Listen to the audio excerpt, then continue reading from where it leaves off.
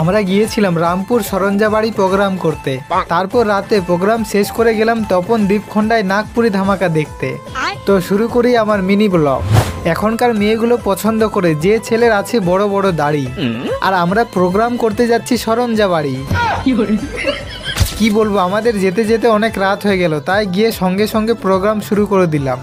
প্রথম তো আমরা যখন স্টেজের কাছে গেলাম সেই রকম লোকজন ছিল না, কিন্তু আমাদের প্রোগ্রাম শুরু করতে লোক ভর্তি। তো আমাদের প্রোগ্রামের কিছু মুহূর্তগুলো দেখো।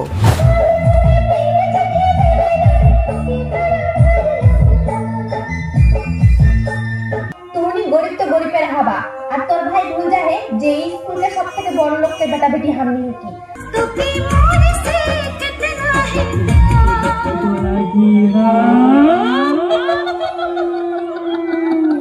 তো খুবই ভালো লাগলো প্রোগ্রাম করে। আমাদের ভাবনা চিন্তার বাইরে সবাই ভালোবাসা দিয়েছে। ভাবিনি সবার কাছে এত ভালোবাসা আর আশীর্বাদ পাবো। আর আমাদের প্রোগ্রামের পর শুরু হলো বাউল গান। আর এই অনুষ্ঠানটা হচ্ছে লক্ষ্মী পুজো স্পেশাল। এই ভিডিওটা হচ্ছে কালী পূজার একদিন আগেকার ভিডিও।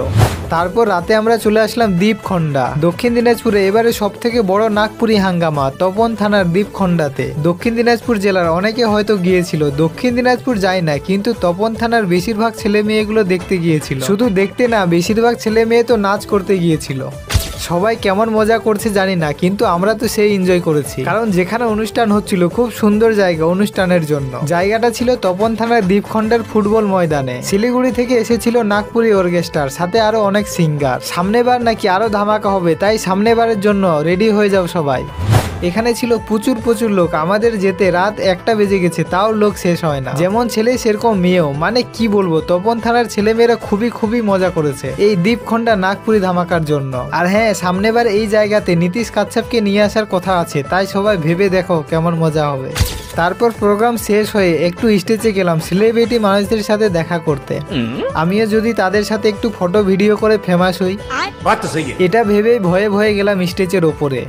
আমি তো ভয়ে চলে আসলাম স্টেজে ফটো তোলার জন্য। এবার যদি সেলিব্রিটি মানুষগুলো ফটো তুলতে না দেয় তাহলে তো গাজব বেজাতি। যদি বলে কোথায় থেকে পাগল ছাগল চলে আসে, লাথি মারে ভাগাও একে, তাও সেগুলো কথা না ভেবে ভয়ে ফটো তুলে নিলাম সবার সাথে। তারপর স্টেজ থেকে নেমে সোজাই পেশাব করতে গেলাম। সত্যি বলতে স্টেজে চাপতে আর সেলিব্রিটিদের সামনে যেতে ভয়ে পেশাব চেপে গিয়েছিল, তাই নেমে পেশাব করে নিলাম। কেউ কিছু মনে করো না।